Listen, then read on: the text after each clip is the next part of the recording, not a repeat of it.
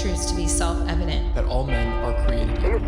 As a member of Congress, I get to have a lot of really interesting people in the office. Experts on what they're talking about. This is the podcast for insights into the issues. China, bioterrorism, Medicare for all. In-depth discussions. Breaking it down into simple terms. We hold these truths. We hold these truths. With Dan Crenshaw. The Eagle has landed.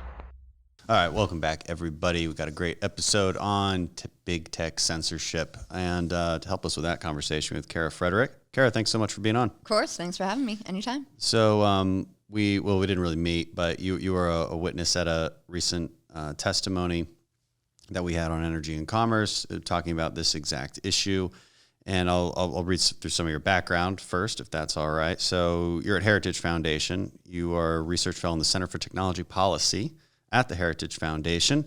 And before that, well, you've been everywhere. You helped create and lead Facebook's global security counterterrorism analysis program. So you previous Facebook employee. Okay. Yes, I want sir. to know about your time there and what's it like? Tell the audience. But before that, you also worked as a senior intelligence analyst for Warcom. Okay, I know that place, which is U.S. Naval Special Warfare Command. And you spent 6 years as a counterterrorism analyst at the Department of Defense. So that's pretty cool. Oh, you spent 3 tours in Afghanistan as well. Yes, in support of Special Operations Forces. You were briefer to the Assistant Secretary of Defense for Special Operations and Low-Intensity Conflict, as well as a liaison to the National Security Agency. So you went to King's College, London. Wow. Okay. And you got an interesting background. And a BA in Foreign Affairs and History from University of Virginia. We were a soccer player. Good. Me too. It's awesome.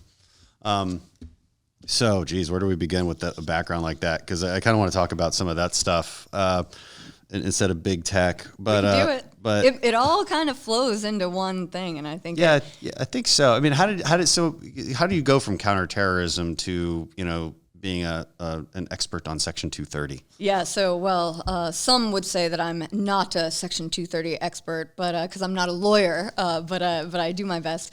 I think when it comes to counterterrorism, so I was a military brat. My dad was in the Marine Corps for 33 years, and I sort of thought these were 2 wars that we were fighting at the time. So I wanted to be involved. I wanted to figure out how to make the biggest impact that way. And of course, the counterterrorism division of the Defense Intelligence Agency sort of fell into my lap. They were recruiting student athletes. My boss told me we wanted winners, and she was like, "How do you feel about Al Qaeda?" And I was like, "Clearly, I grew up when September 11th happened. I hate them. Let's go and remove them from the battle space whenever we can." So I went and then ended up I EOD'd, so entry on duty to the intelligence community. My first job ever, January 2010, and by the summer I was on a C-130 to Afghanistan. So doing the actual tactical intelligence operations for the counterterrorism work there. So I thought that this was the most important thing of our time, combating foreign Islamic terrorism and working to figure out how, in the end, how policymakers could contend with that as well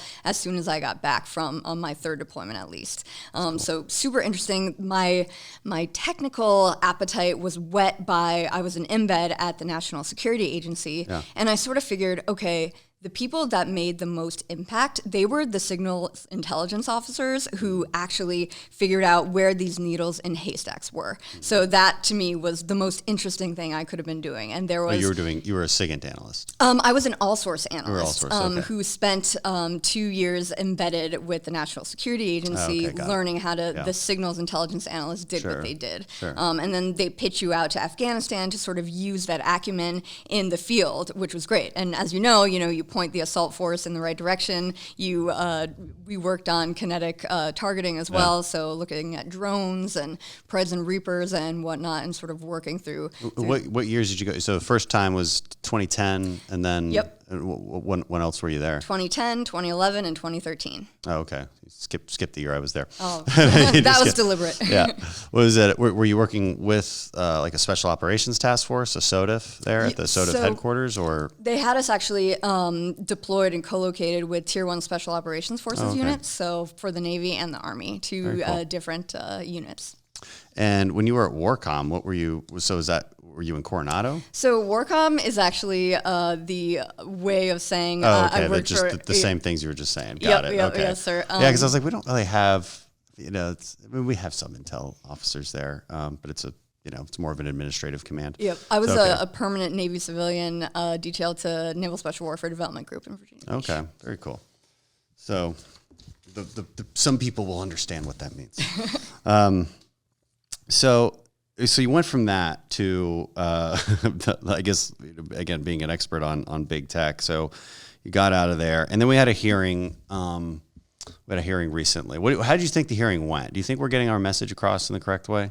So I thought we were speaking two totally different languages between the Democrats and the Republicans at the hearing. I'm a conservative. I work for the Heritage Foundation, so I had one vantage of the problem. And I think if you look at, and you articulated this pretty well in the hearing, we are diagnosing the problem differently in a fundamental way. So it's not just that we agree on the problem and differ on the solutions, but as you said, we have a different idea of what the problem actually is. Yeah. And I think the best way to sum it up is the Democrats are basically saying we want more censorship. We want the creation of a government agency to police speech, whereas we, on the conservative side, having been the disproportionate victims of a lot of the censorship, we're saying no, our solutions should result in less censorship, not more. So I think those were the starkest contrasts.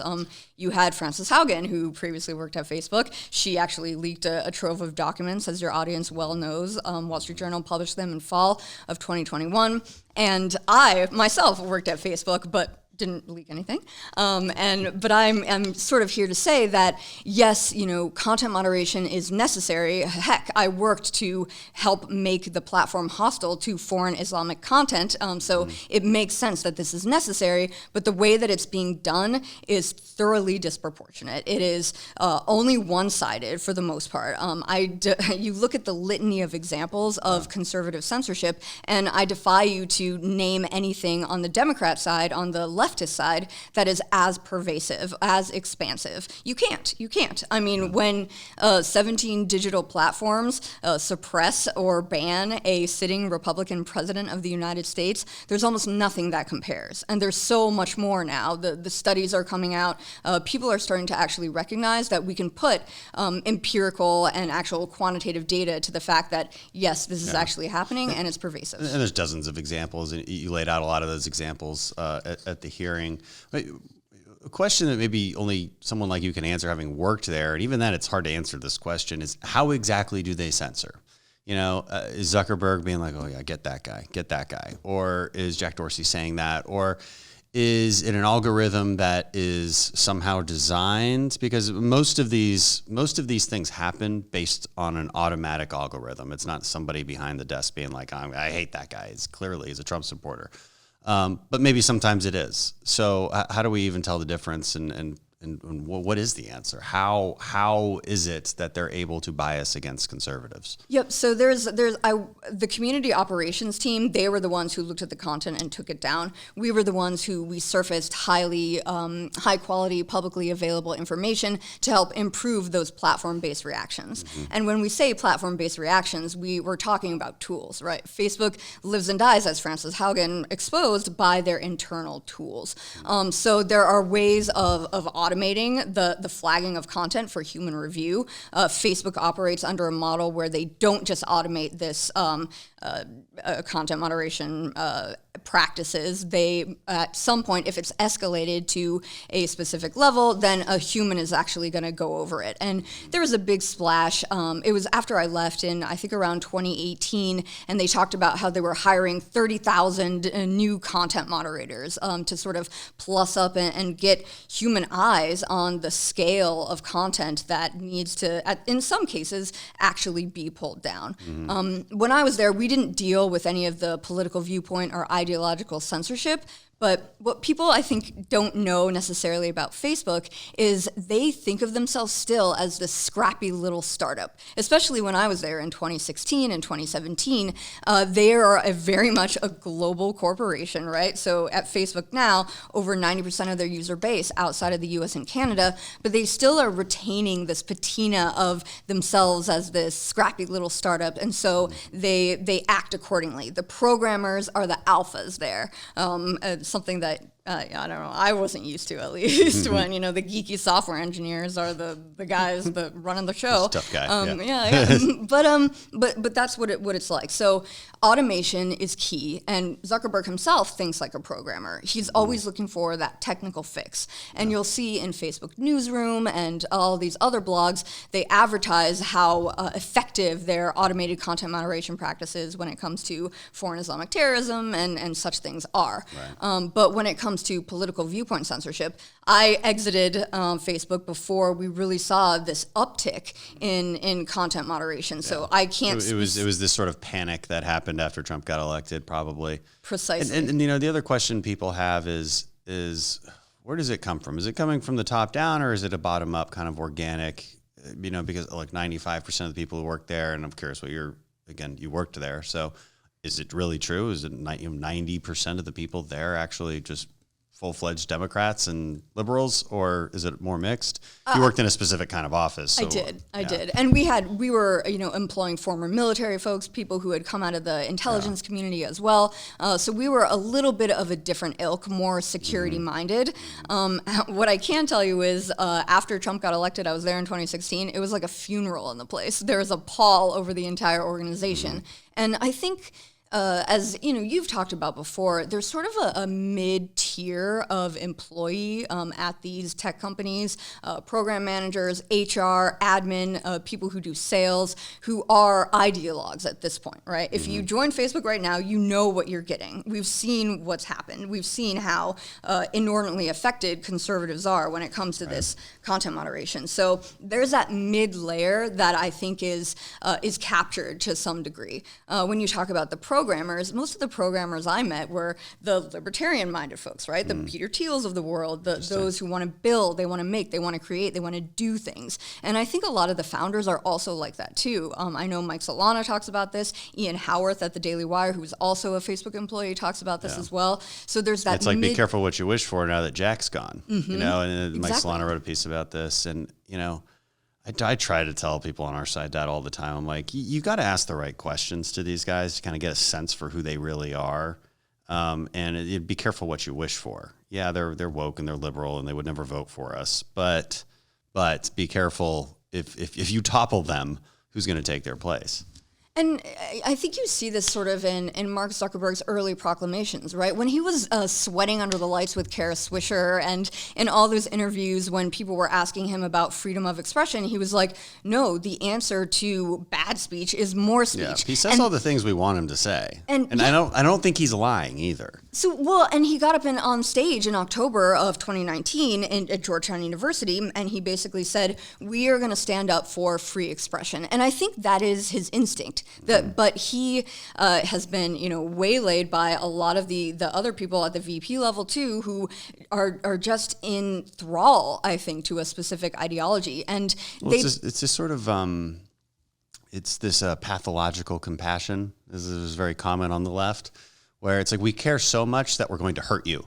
Like exactly. It's like the mama bear that kills you because you looked at her cub wrong. I love you so much. That's a pathological compassion, and what worries me about the Francis Haugen and that whole thing and how Republicans reacted to that is that we sort of fall into that a little bit. Like we care about the kids, we got to protect them, and it's like whoa, understand where this leads, and what we have to do is figure out that right balance. And so what the left will say is, any kind, discrimination is such a crisis in this country, and like hate speech is such a crisis in this country that we've got to take steps. We've got to take steps to limit it, just like Europeans have, which is very dangerous, of course. And is that just how they think? And like I'm not even. Sometimes I'm not sure. I think it's a mix about political control, but also like they don't think with their brain; they think with their heart. True. And which is leads to pathological compassion. And ineffective policy outcomes too, as you well know.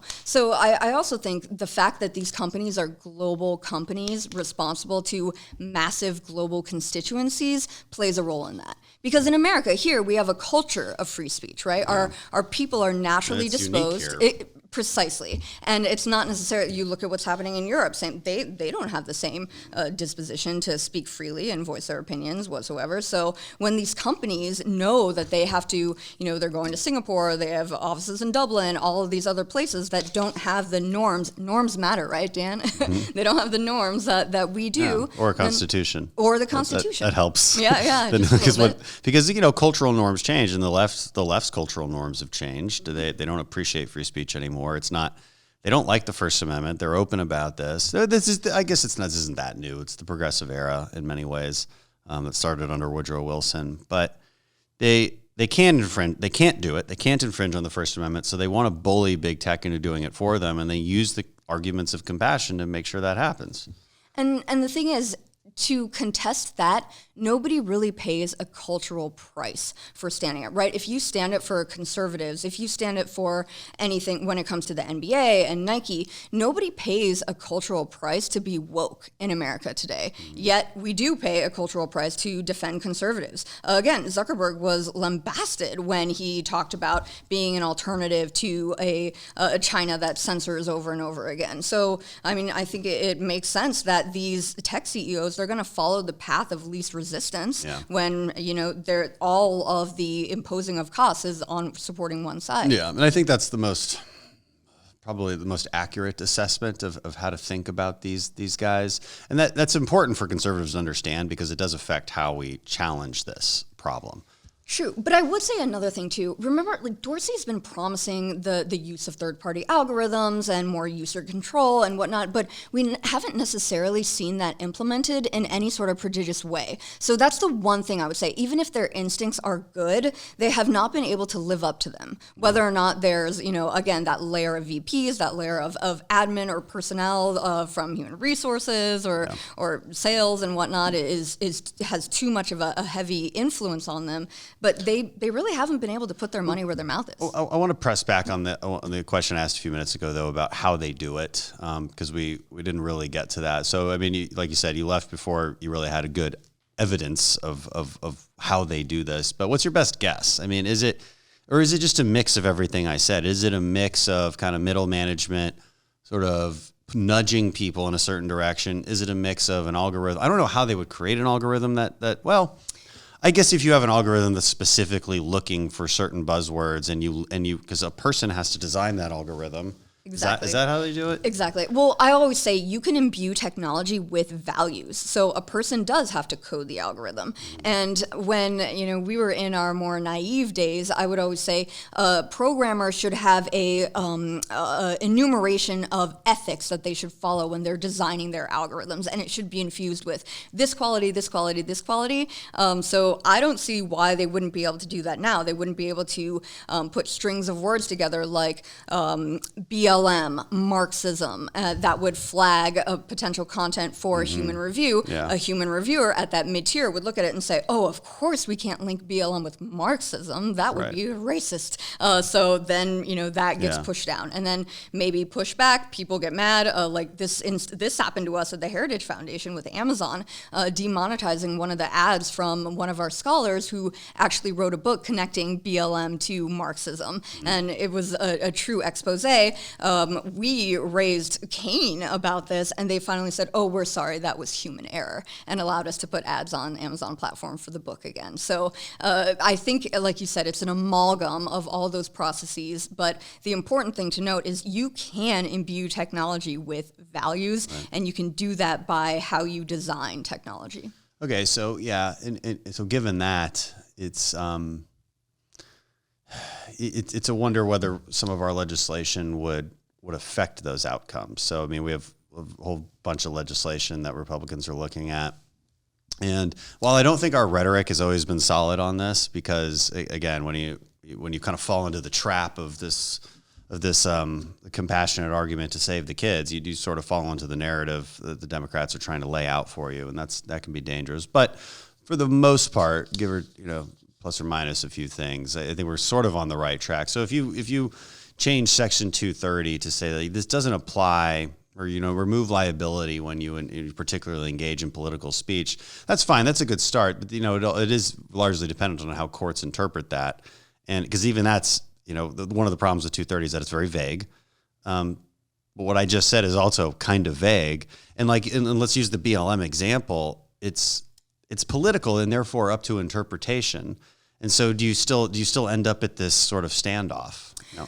I think you have to start somewhere, and I think and I think you've talked about this before. You strike otherwise objectionable because that is so much open to interpretation. You look at a sunset clause, so technology development. And let's clarify for the audience. So when we say the otherwise objectionable piece, what we're saying is in Section 230, it allows a platform to remove content without any liability, can remove content if that is otherwise objectionable. After a whole bunch of other adjectives that sound like lewd and salacious and gross, and so it's like you can get poop off your platform. That's fine. Like no more pictures of that or otherwise objectionable content. And so that's where the whole hate speech, this is where all the gray area comes from. Just to clarify for the audience. No, and that's a good clarification too, but I think in terms of you look at the law itself, you need to be able to update the law, right? Because technology outpaces attempts to govern it, always. And tech companies know that too, right? So they build and they ship, they build and they ship. They're always going to be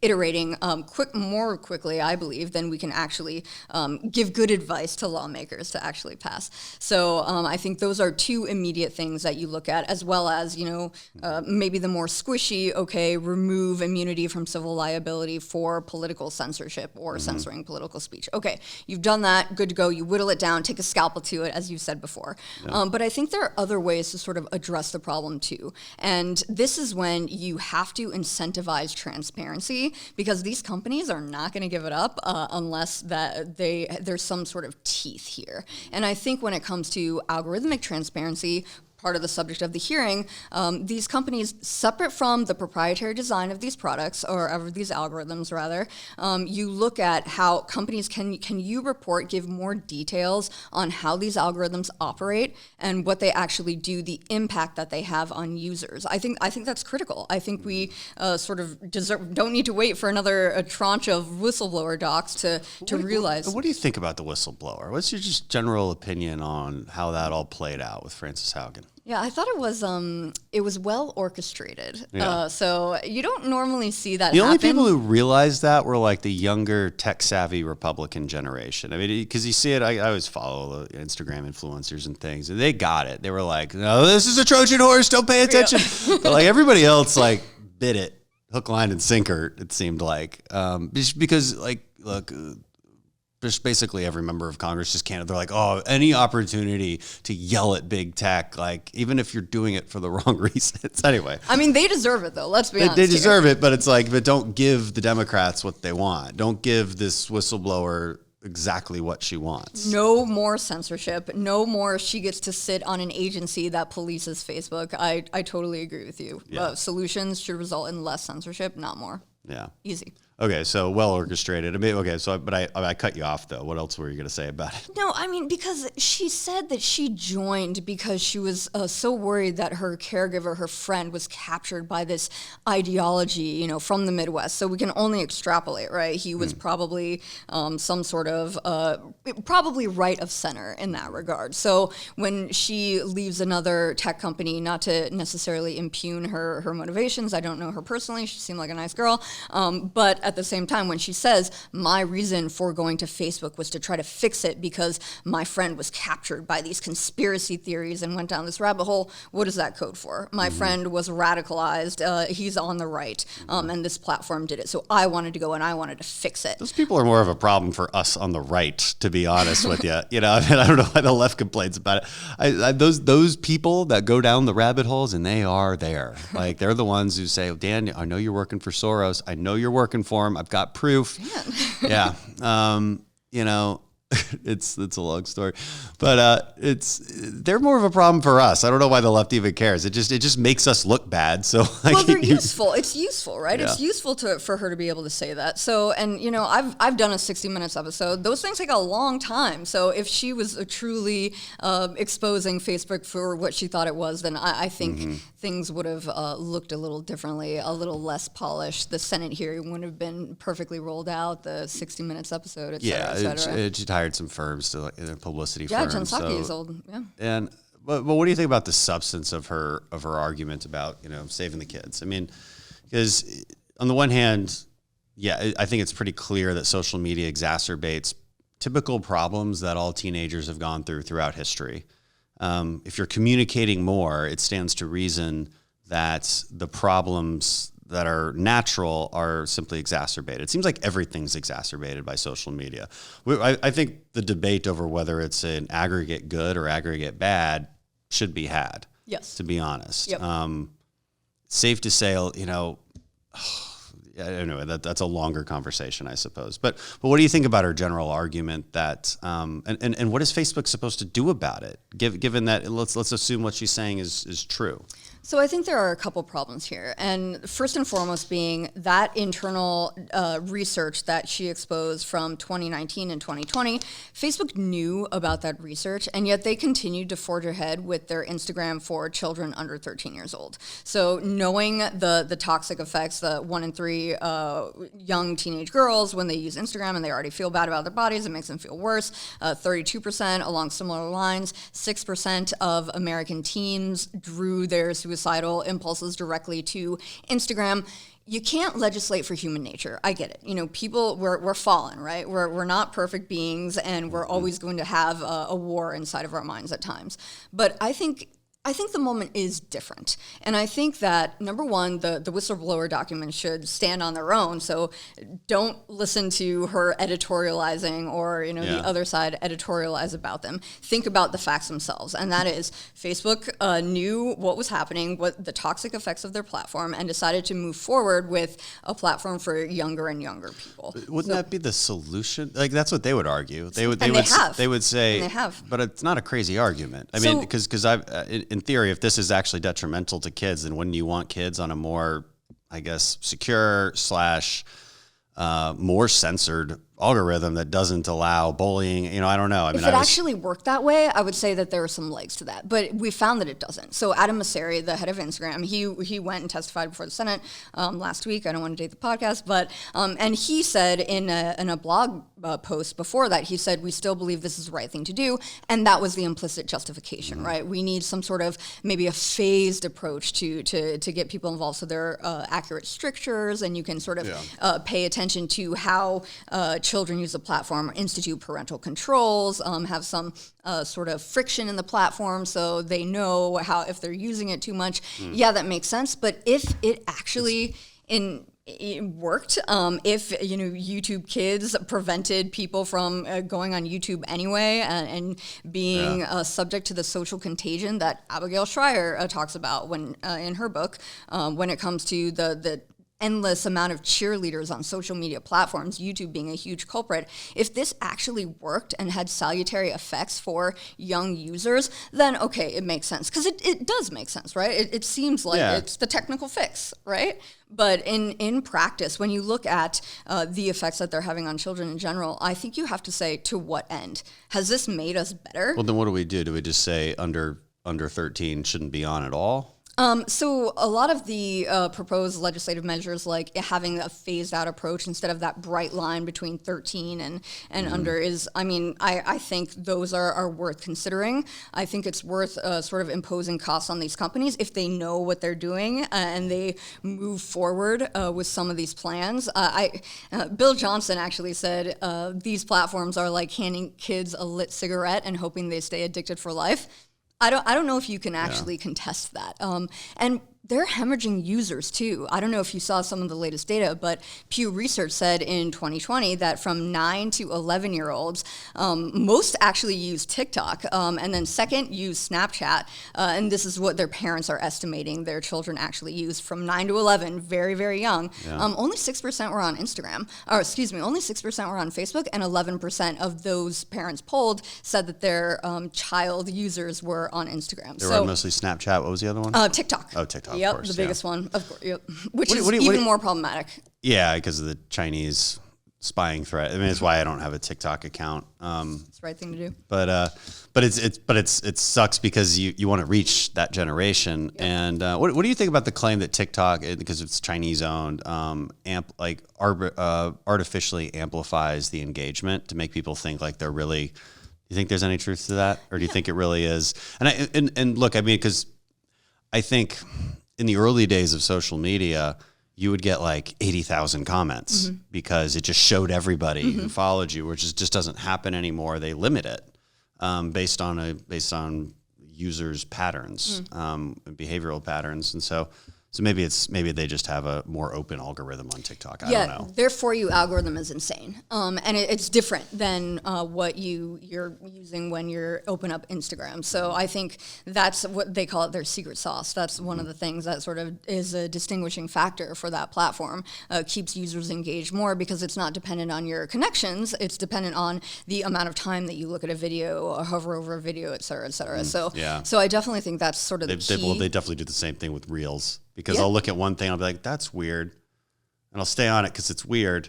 And then I have to see the weird thing all the time now. And I'm like, you're part of the problem, I man. don't love it, okay? I was just interested for a second. I don't want this on my screen all the time. Like, they're really overdoing it. but it's working. Yeah. Okay, but yeah, I mean, I'm not sold on the notion that you can really do anything about teenage problems, and blame their method of communication. I mean, I'm just and the reason, and then I'm further not sold on it because of the problem you face when if we're now in the business of reducing personal harm to people based on information that they see.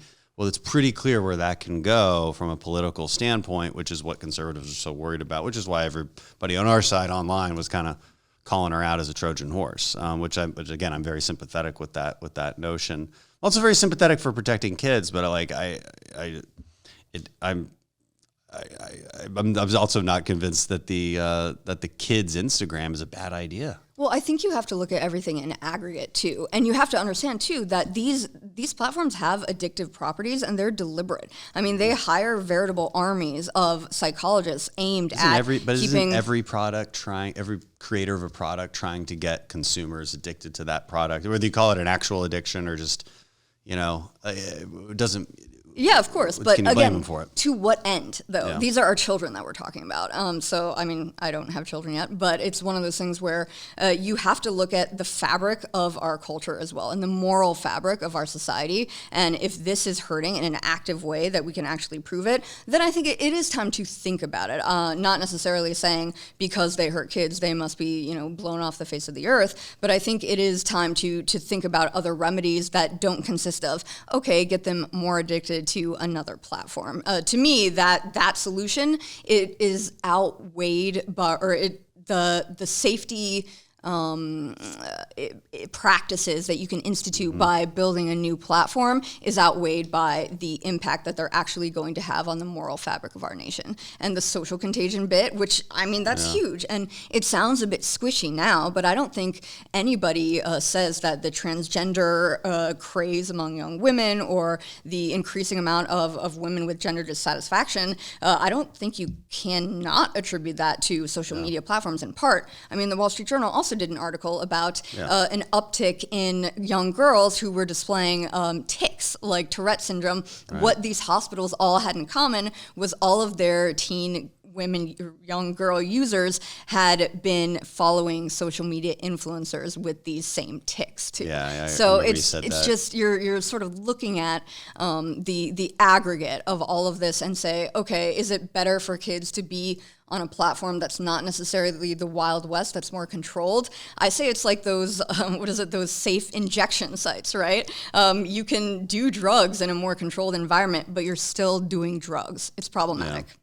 Yeah, like I said, it's hard to legislate human nature. It's like, as a parent, I'd be very wary of allowing kids access. But then again, can you stop them? Well, I mean, look at Steve Jobs famously didn't give his kids an iPad. Sundar Pichai had an interview with the New York Times in 2018, and he said his then 11-year-old son does not have a device. So that, to me, is really all you need to know. These people understand that their creations are actively harming the development of their children. I mean, your kids are not, they don't have fully formed consciences at this point. So to hand them a device, even if it does have more parental controls, even if it's safer, I just think you're playing with fire. And I think people, just a few years younger than me, they didn't grow up in the analog. So I'm 37, which means I kind of grew up in analog, and then I've probably been on social media longer than anybody in Congress because I was on it in 2004. I don't think anybody, maybe Mike Gallagher, because we're like the same age, but he doesn't seem like the type to have been on Facebook. I think my college had it earlier because we were right next to Harvard. So I've seen it develop and seen it grow throughout the years, and kind of forgot the point I was about to make. I still had to call friends and talk to them, which is just not something that kids do these days, and I think that's problematic. Again, the question is, what the hell do we do about it? I'm not sure. I'm not sure at all. And then the next question is. And again, it's kind of a pointless question. Is social media an aggregate good or an aggregate bad? It's a pointless question because I don't think we can get rid of it at this point. But it's also a question that's interesting and open for debate. And, because I remind people, at least from the political viewpoint, you can complain about social media bias all the time. The truth is conservatives do very well on it, and it's the best way for us to get our message out. We can go create other ones that don't censor us at all, and it's a Wild West, but fine. What's that good for exactly?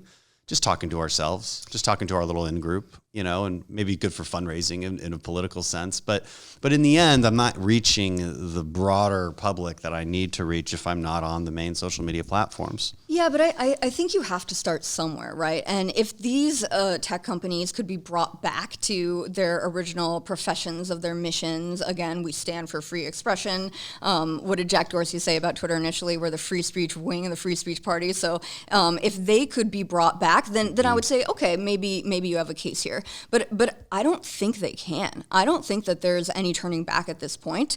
And I think the case of Parler really illustrates this, right? So the real story about Parler was when Amazon Web Services yanked their cloud hosting services from and yanked Parler from. And so basically, you could still get it on your desktop when Apple and Google struck it from the app stores and whatnot, but you actually had no access to that information when AWS kicked it off their cloud hosting services. So I think conservatives have to build from the lowest layer of foundational layer of the tech stack so that they're immune to this kind of thing.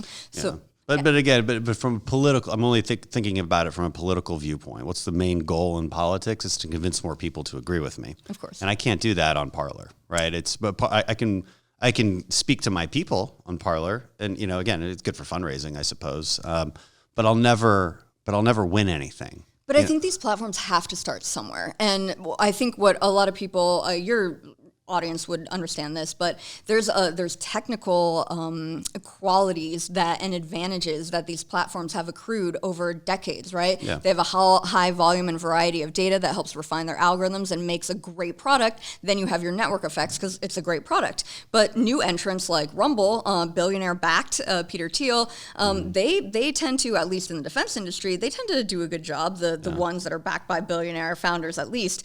So I think if we promote these new entrants, if we talk about the lack of ability of Americans to access information at mid-tier layers of the stack right now, then I think that's critical. I do think we have to start somewhere. It's the same question about what do you do about biased universities? Do you create your own liberty universities, or do you try to change the the classic institutions? And the answer is always both. Yeah. The answer is always both. Because, I mean, again, if you got rid of Facebook, Instagram, and Twitter right now, they disappeared, would it be a net benefit or a net drawback to conservatives?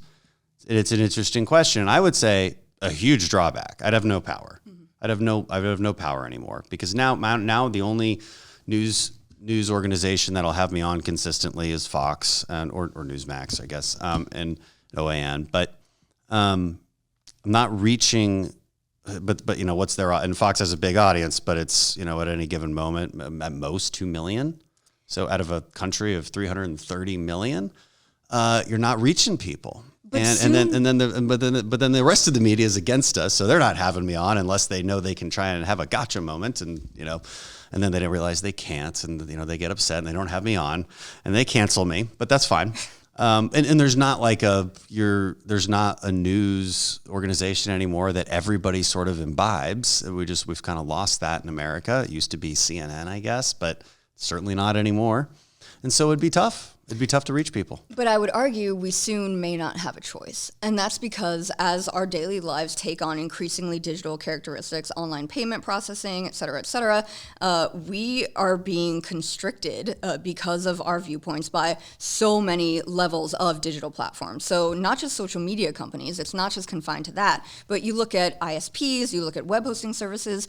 GoDaddy, they kicked off a website that was supporting the Texas Heartbeat Act because they disagreed with them. You have instances of GoFundMe, right? They didn't let Kyle Rittenhouse actually contribute to a legal defense fund shortly after the Kenosha riots. Instead, they contributed to $500 to the rioters. I think these tech companies in many ways are constricting our digital lives. So soon we might not have a choice but to keep building our own. And I think there's a lot of utility in that. Well, everything you just mentioned, I think is probably more important because because they're not in the spotlight as much, but they have power, right? Amazon Web Services kicking off Parler, everything you just mentioned, and that's also an easier sell, right? Mm-hmm. It's easier to build another more companies like the ones you just mentioned. It's a hell of a lot easier to do that than build another Instagram that can actually and realistically compete with Instagram. Of course. I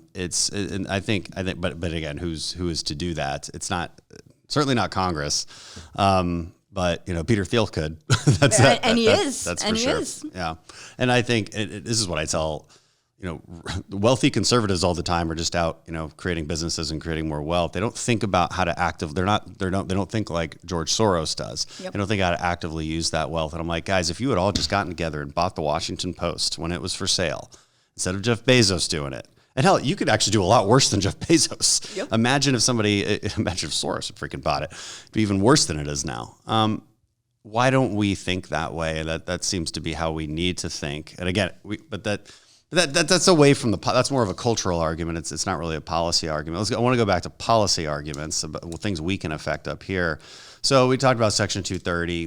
What do you think about other approaches? We'll kind of end with this more wonky discussion. What do you think about other approaches besides 230? Because there's a pretty good argument to be made that this is just a bad business practice liability that we could be pursuing. Where, look, if you tell me, you're selling me these headphones or this microphone, and you're telling me it's going to perform a certain way, and it doesn't, and you advertise it, and you knowingly falsely advertise it, I'm pretty sure there's a law that I can come after you with and sue you for. The same could be said of these social media companies that are, effectively promising you a certain terms of use, and community guidelines, but then they don't apply them equally. And so you would think that a well-constructed lawsuit could get right at that, but nobody's ever really done it. I totally agree with you. I think the fraud aspect, right, or again, not a lawyer, but some lawyers have mentioned breach of contract, the fact that they're advertising themselves as one thing and they're doing another. So they're failing to act as, like I said before, as neutral gatekeepers of information. So I think there is I think you can probe that, and I think that's critically important. I think also giving users prompt and meaningful recourse, and if you don't, then I think private private right of action conversations are very interesting as well. So the whole idea is to allow the user and the people to have control over the data that they give to these platforms, over their voice on these platforms, because as you said, they're promised one thing, but they're offered another. So I think that's absolutely critical too. I do think as well there's going to be some sort of national data protection framework. These conversations, I know the Cyberspace Solarium talked about these recommendations, and I think they're very important. Full disclosure, I contributed to that report with a white paper. So I think letting people understand how their data is collected, stored, and shared, especially with third parties, I think that would make these tech companies sort of pay attention. What should people know exactly? And like, what would a report about your data even look like? I don't even know how to imagine that. So exactly that. What third parties is your data being shared with? Right. Who are they? What do they do? How do they know how to target the ads to me so well? That's Now, part. it makes my shopping easier too. So like, am I opposed to it? Oh God, I'm not sure. Yeah. I mean, Because it comes up with a lot of really interesting stuff on Instagram. Yeah, it just, that is true. It gets me with those ads. I'm telling you. true. How did you know that I wanted a ballistic vest? How did you know that? I mean, that's not really hard to guess, but Yeah. But they come up with a lot of cool stuff. Anyway, so I mean, would that look like a report to you? Like, okay. yeah. So a lot of companies right now do voluntary quarterly transparency reports, but they're like, how many law enforcement response requests did we get? The research is getting a little more granular, but there's no sort of there's no mandate for a public availability component. There's no such thing that says, okay, these companies actually have to do this. They're answerable to an enforcement mechanism. So they're sort of doing it out of the kindness of their own hearts and giving you the information that they want you to see. So something that would actually break open that information, I think, would be a lot more valuable to the user than how many times the FBI asked for this user account because this crime was committed. There's actually a couple more subjects I wanted to draw you into. I think we got a little bit of time.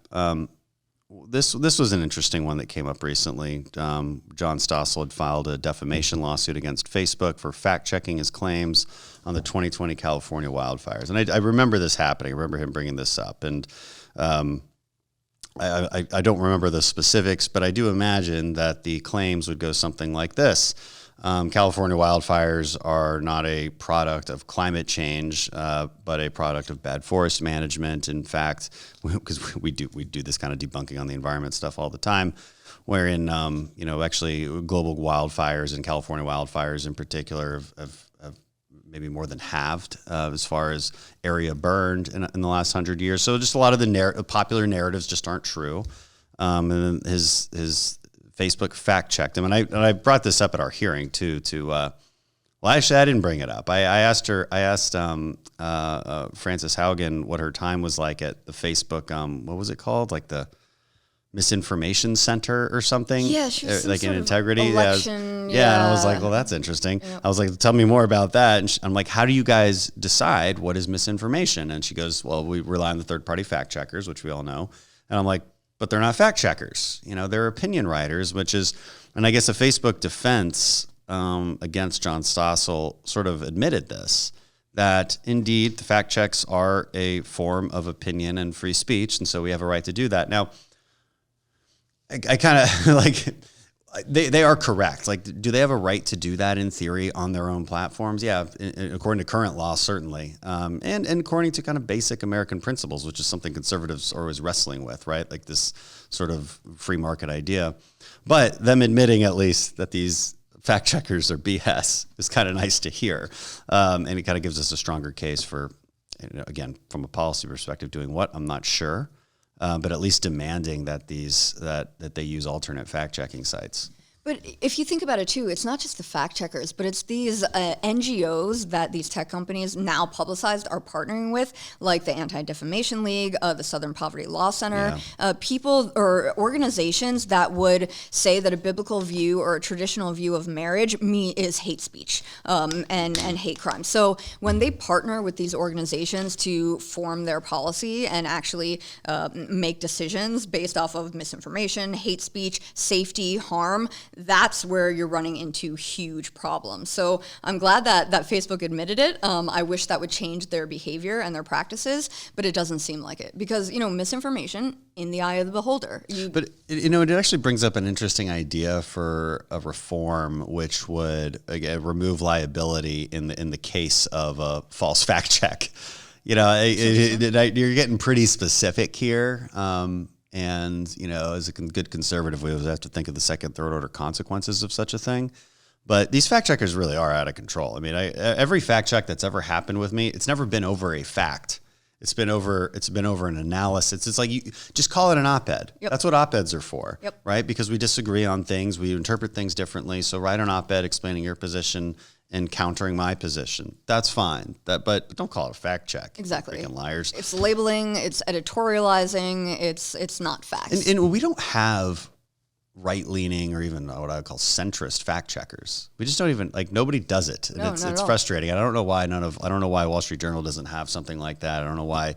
I'm going to pitch this to the Daily Wire. I think they'd be a good. They'd be really good, actually. Or Heritage, for that matter. But even then, contending with the onslaught and the. But it needs to come something more mainstream, I think, like Wall Street Journal. That's what I would. Well, it's just clearly a conservative foundation. You know what I mean?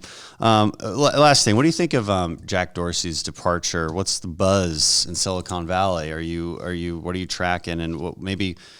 What will ever become of his idea about Blue Sky, which is a decentralized social media protocol that would, in theory, be kind of censor proof? I'm quite sure I understand what it is, but what do you think about all that? Yeah, so I am a huge fan of decentralized networks.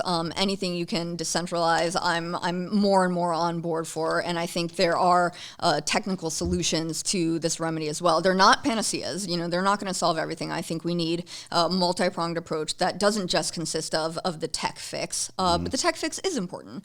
I think that when you look at technologies like differential privacy, federated models of machine learning, privacy by design, so you can actually, again, imbue technology with values, this value being privacy, so you can design your algorithms, you can design privacy into these algorithms so that maybe they don't send data back to a central repository where it's more vulnerable for exploitation, or they leave out specific identifying pieces of data so you can assess patterns and view that kind of thing that are more obtuse and not as you can't basically identify a human being based off of the data that you're collected. So happy, I love Jack's instincts here. Yeah. Again, is it ever going to happen? And I mean, that was all a little bit over my head, but I did learn one thing, that if I want to sound smart at my next event or dinner party or just having a cocktail with friends, I'm going to say federated model of machine learning. Nailed it. And just act like I know what I'm talking about. There you go. Yeah, I mean, you're familiar with federated models of machine learning, obviously, right? Who isn't? Yeah.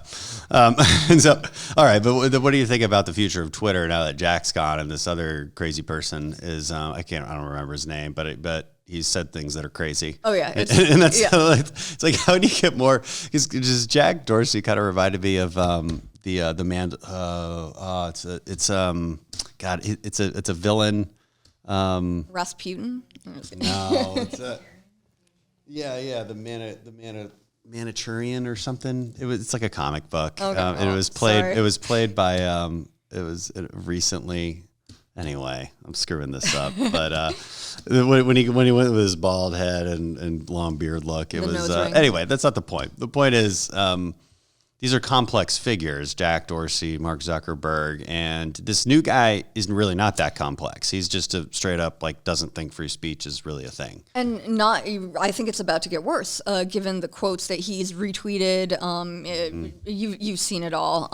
And I think free speech too, like I said, that culture of free speech, when people talk about free speech, they're like, private tech companies are protected by the First Amendment as well. But I think there's one key issue here and beyond the culture of free speech, and that is when these tech companies start to work hand in glove with the government to police speech.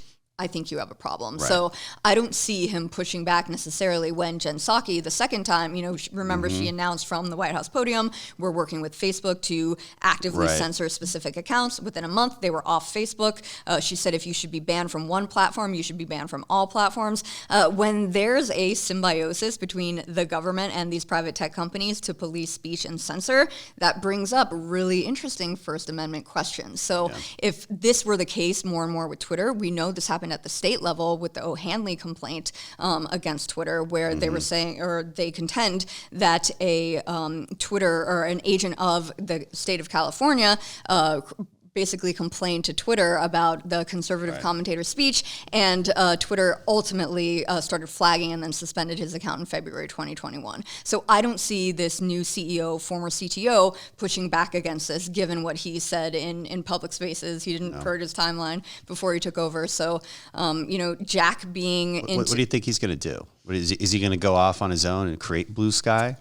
Now that he's free from Twitter, like what's he going to do? Oh, Jack Dorsey? Yeah. You all know he's so into Bitcoin. And he renamed the other company that he was a CEO of, Square, to Block, sort of, as most people are surmising, as a nod to his love of some of the underlying technologies of Bitcoin, and that is sort of the libertarian contention, and like we talked about before, that instinct, right? Fiat currency, we don't know where it's going.